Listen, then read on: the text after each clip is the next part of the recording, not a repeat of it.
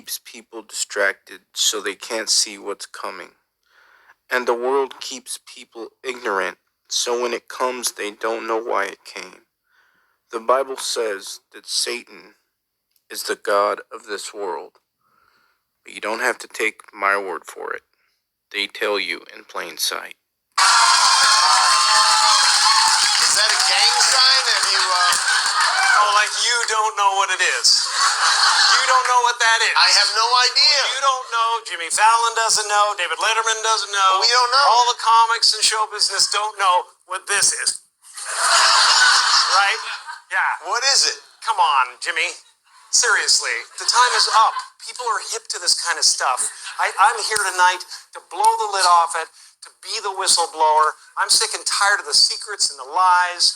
It is the secret symbol of the Illuminati, and you're a part of it, and it is the all-mocking tongue.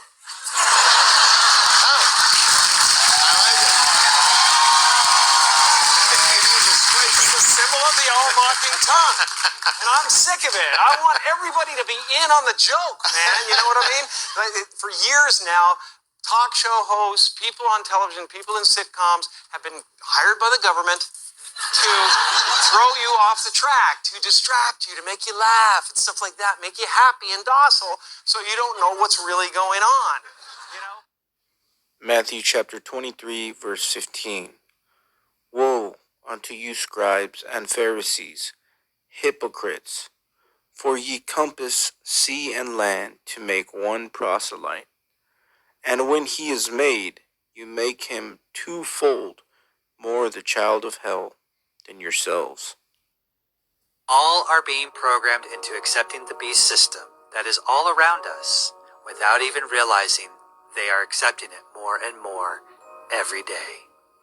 If you do not see this, then you are truly asleep.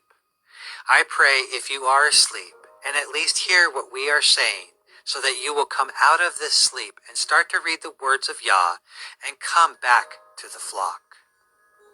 But the one that does read and understand the words of Elohim will also know that all of this will come as a deception. I hear it all the time from Christians. Oh, Jesus will understand. He will forgive us. He wouldn't be so cruel as to do that. You will surely not die. Oh, doesn't this sound familiar?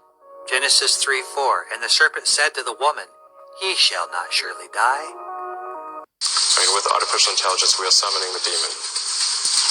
You know those stories where there's the guy with the pentagram and the holy water, and he's like, yeah, he's sure he can control the demon.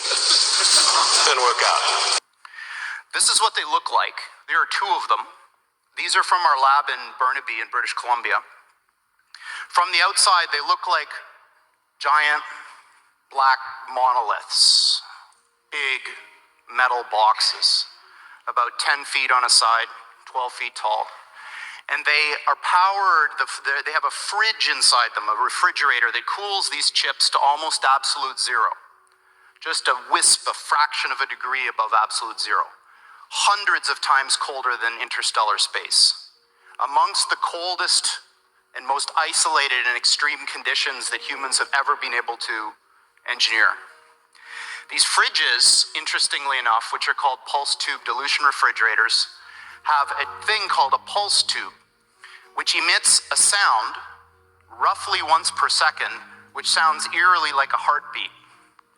So if you have the opportunity to stand next to one of these machines, it is an awe-inspiring thing, at least for me. It feels like an altar to an alien god. It feels like an altar to an alien god. They really are impressive machines.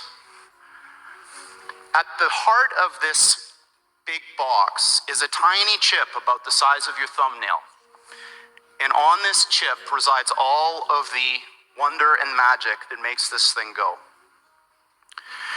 I'm not going to describe in any mathematical detail how it all works, but let me give you an analogy. In quantum mechanics, there's this concept that a thing can exist in two states which are mutually exclusive, at the same time, quote unquote. And I'm using those words because the English language was developed before we had concepts to describe what these things actually are doing. But I'm going to give you a roundabout way of understanding this. Imagine that there really are parallel universes out there, and now imagine you have two that are exactly identical in every respect, all the way out to the horizon as far as we can see, down to the last little atomic detail of every single thing, with only one difference. And that's the value of a little thing called a qubit on this chip, which is a contraction of quantum bit.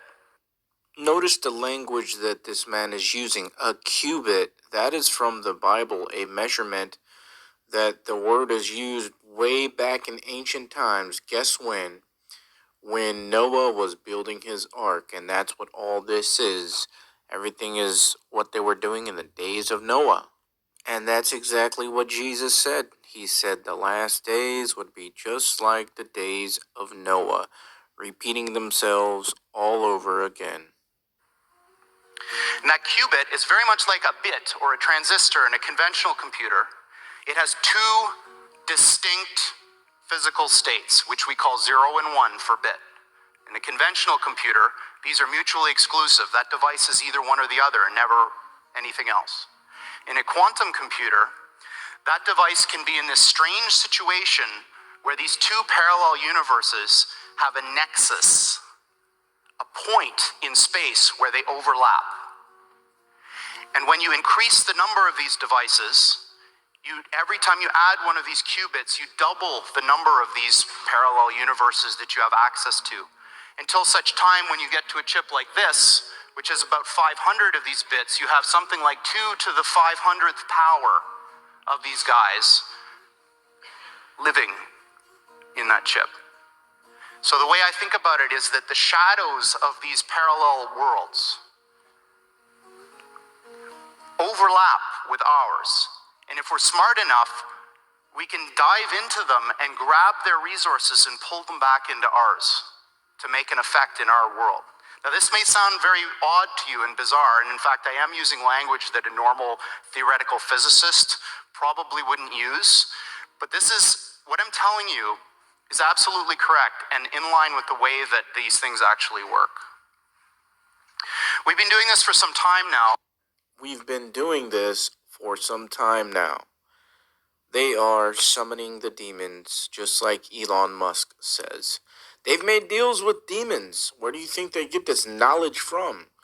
It goes all the way back to Genesis 3. The knowledge of good and evil. It has to do with technology. Adam and Eve were not stupid beings, just didn't know anything. Adam named all the animals. He had dominion over the whole earth. But it's this other knowledge, this artificial, get it? Artificial knowledge or technology that the fallen angels brought into man. And it's happening all over again, guys. So please, if you're out there and you're not saved, just believe the gospel and be saved. Jesus Christ, God bless.